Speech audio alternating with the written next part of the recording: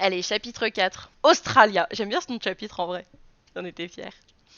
Point de vue 98. Donc vous avez compris, on reste un petit peu avec 98, on verra Perséphone plus tard. Cela fait maintenant près de 2 semaines que je passe chaque jour à l'usine. Athéna apprend à Daniel le langage des signes, tandis que je passe des heures et des heures dans le simulateur ou à travailler sur le développement de la voiture. Max essaye de venir me parler tous les jours, mais comme le dirait ma sœur, je fais l'esquive de la loutre. C'était très drôle. Petit aparté, je sais que c'est très drôle, faut savoir que c'est Théo qui me sort ça H24. Genre, tu sais, quand il y a la discussion un peu houleuse que t'as pas envie d'avoir, j'ai toujours un moyen de l'esquiver et Théo il me sort toujours c'est l'esquive de la loutre. L'esquive de la J'ai loutre. rigolé, hein. Mais moi aussi j'ai beaucoup rigolé quand j'ai lu l'esquive de la loutre le premier coup. Je me sens mal de Ça oui, c'est vrai. l'éviter. Max essaye de venir me parler tous les jours, mais comme le dirait ma sœur, je fais l'esquive de la loutre. Je me sens mal de l'éviter ainsi, car il est vraiment gentil avec moi ou du moins avec Athéna. Mais j'ai honte de mon mensonge envers lui, et en plus à la base je suis juste fan de lui, ce qui rend la situation vraiment étrange. J'espère qu'il me pardonnera. Aujourd'hui c'est le 20 décembre. Je m'envole pour l'Australie avec Daniel. Il a prévu tout un programme pour moi. Je le repère facilement à l'aéroport et il m'embarque rapidement en direction des VIP. Évidemment, monsieur ne voulait pas prendre un vol en classe économique comme tout le monde. À vrai dire, compte tenu du nombre d'heures de vol, je suis contente de son choix de billet. Ce n'est que 25 heures plus tard que nous arrivons enfin en Australie. Lorsque nous atteignons la maison de Daniel, il m'installe dans une chambre et je m'endors rapidement, épuisé par le voyage. Le lendemain, lorsque je me réveille, j'entends des voix provenant du salon. Mon réveil indique 8 heures. Je décide d'enfiler un short pour ne pas balader en t-shirt et puis je me dirige vers le salon de l'appartement. Daniel me sourit rapidement et une jeune femme blonde se tourne vers moi. Bonjour, je suis Heidi, la compagne de Daniel. Enchanté, je suis le petit secret de Daniel. Enfin, c'est bizarre dit comme ça. Il me faut un café et que je te raconte tout. Je veux bien entendre l'histoire, oui. Mon homme ne m'a rien dit, juste dit qu'il a emmené quelqu'un pour Noël. Je lance un regard étonné à Daniel. Alors qu'il me pose une tasse de café et de sucre devant moi, je m'assois et bois rapidement une gorgée avant de continuer. Tu suis la F1? Évidemment. Je suis le pilote 98. J'ai vu les yeux d'Heidi s'écarquiller devant ma révélation. Elle se tourne vers Daniel qui lève les mains en mode je peux rien dire. J'explique rapidement à Heidi toute l'histoire en insistant sur le fait qu'elle ne doit rien révéler. La semaine passe rapidement et nous voilà le 24. Le soleil commence à se coucher alors que je suis assise sur la plage en train de parler au téléphone avec ma sœur. Elle a dû passer quelques jours à l'usine avec pour seul pilote Max qui essayait toujours d'obtenir mon identité auprès d'elle, ce qui l'a fait rire. Tu penses qu'il le prendra comment? Je sais pas, on lui aura menti pendant presque 6 mois. Il est adorable, tu sais. Je suis sûre que vous vous entendriez bien. En plus, il m'a demandé de lui apprendre à signer. Il a vraiment envie de faire la connaissance de Cagoule. D'ailleurs, il m'a demandé ton numéro. Il aimerait vraiment apprendre à te connaître. J'ai vu avec Christian, t'as créé un numéro professionnel en eSIM, comme ça, pas d'excuses. Tu pourras lui donner. Je vais t'envoyer le sien, envoie-lui un message. Je sais pas, c'est sûrement une mauvaise idée. Et puis imagine s'il découvre qui je suis. Athée, je panique dès que je le vois. Tu as toujours eu un faible pour lui malgré ton amour pour Ferrari. Tu as toujours soutenu Max. Regarde tes jeux F1, tu ne joues qu'avec Red Bull et Max en coéquipier. Et ton fond d'écran depuis presque 7 ans avec la photo de sa première victoire en Formule 1. Je sais que c'est compliqué et que tu es fan du pilote, mais ne repousse pas l'homme pour autant. Je verrai. Nous nous raccrochons alors qu'il fait déjà nuit, et ma sœur me manque terriblement, mais je remercie Daniel de ne pas m'avoir laissé seul pour Noël, même s'il n'était vraiment pas obligé. En vérifiant mon téléphone, je réalise qu'il est que 22 heures ce sont. En vérifiant mon téléphone, je réalise qu'il est 22 heures depuis quelques minutes. Je vais sûrement me faire tirer les oreilles pour ne pas être rentré plus tôt. Je monte rapidement chez Daniel et en rentrant, je tombe nez avec sa famille. Bonsoir. Bonsoir, tu vas bien? Je hoche la tête doucement, restant figé devant la porte. Rentre, rentre, ne reste pas là. Je décide finalement de pénétrer dans la maison et de refermer la porte derrière moi. La mère de Daniel me présente à toute la petite famille, puis je monte rapidement pour me changer. Une fois redescendu et présent avec eux, nous installons à table. Les discussions et les heures s'enchaînent, et c'est la première fois depuis longtemps que je me sens bien en cette période. Daniel, assis entre Eddie et moi, fait le pit comme d'habitude. Vers 1 heure du matin, les enfants vont se coucher. Je me retrouve avec sa mère sur le canapé en train de discuter de la raison de ma présence ici. Daniel a mis sa copine et ses parents au courant uniquement, ce qui me permet de parler plus librement sans me poser trop de questions. Nous évoquons mon avenir en Formule 1, ma vision de l'avenir et surtout, elle me pose des questions sur mon coéquipier. Je sens mes joues rougir à chaque mention de son nom, ce qui n'échappe pas à Daniel qui ne manque pas de me taquiner. Autant vous dire que je vais en entendre parler souvent. Mais tu l'aimes bien, Max? Je te mentirais si je te disais le contraire, mais je le connais pas du tout vu que je le fuis. Mais je suis le parcours de Max depuis 2014. J'ai suivi sa montée en Formule 1, j'ai célébré son premier podium, sa première victoire, sa première pole, son premier titre. J'étais comme une folle devant ma télé en 2021 et maintenant j'ai la chance de le côtoyer, mais c'est compliqué. Christian a été clair, j'ai voulu cacher mon identité et je dois m'y tenir sinon je pourrais être envoyé sur le champ. Et je ne veux pas ça. Mais je rêverais de pouvoir lui parler. Imagine, je fais un podium, je vais monter avec ma cagoule. Franchement, je sais pas quoi en penser. Avant, en F3 et F2, c'était pas aussi médiatisé. Personne ne me faisait de réflexion sous ma cape et ma capuche trop grande, mais là, c'est pas le même monde. Le seul avantage, si je me plante, personne ne saura qui je suis. Si je partiens à me faire une place, à Monaco, on révélera qui je suis. J'ai hâte d'être à Monaco et de voir la tête des gens.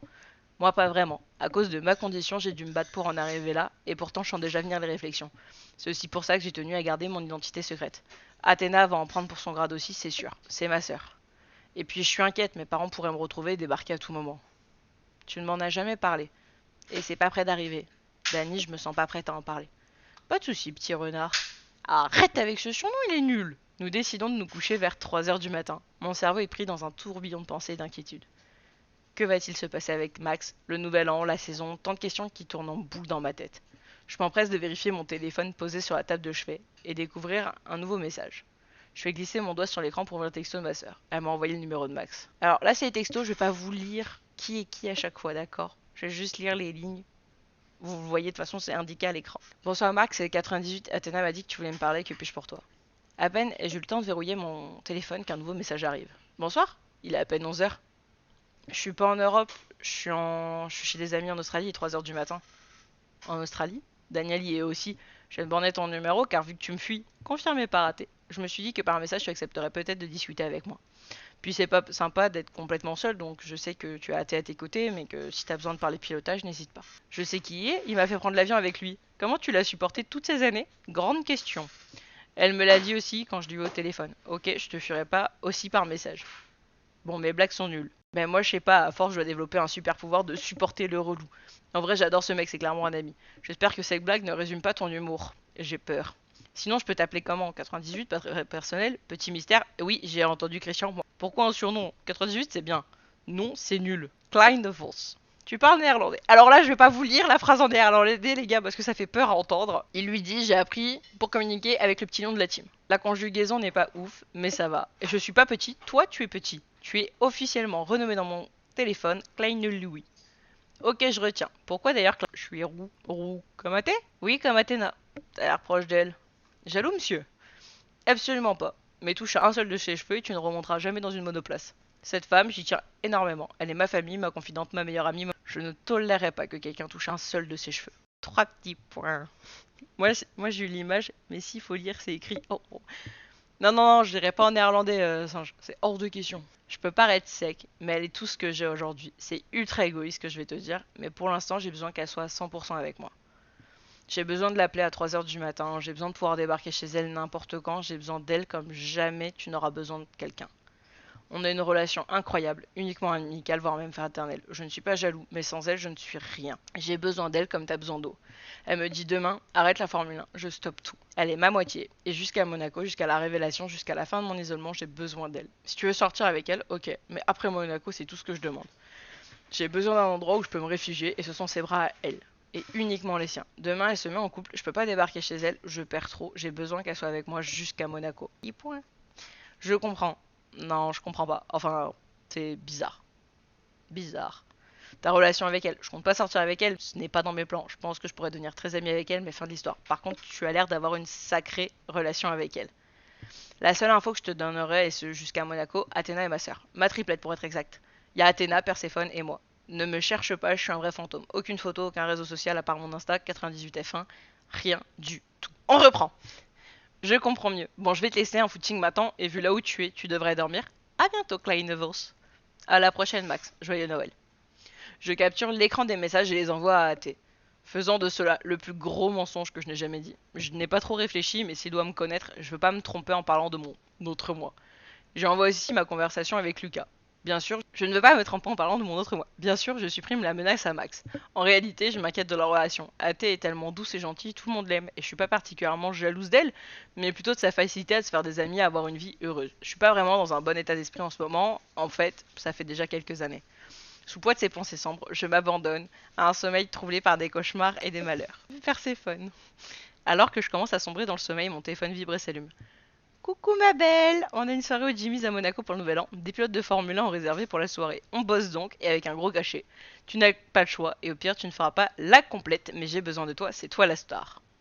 Je lui réponds rapidement avant de retourner dormir. Ok, on fait choisir le public, tirage au sort et basta. Au moins on ne se fait pas chier avec la playlist et on fera jouer les pilotes. Bon sinon, on sera le chapitre 4 sinon. Le petit côté texto et tout, ça passe. Bah, je pense que c'est bien parce que du coup, il y a des liens qui commencent. Enfin, on est plus averti des liens de la relation qu'elle a avec Max, du coup. Le fait de pouvoir poser des mots aussi. Parce que on est d'accord, lui, il va l'accompagner après, hein, en tant que pilote. Ah, Max et son coéquipier, ouais. C'est son coéquipier. Oui, bah oui, du coup, ça permet de commencer à tisser des liens avec ce personnage et de voir un petit peu la relation qu'ils ont actuellement. Qui est un peu le chat et la souris Très là. compliqué, ouais, bah ouais. Et puis c'est très rigolo parce que elle est très shy. Hein.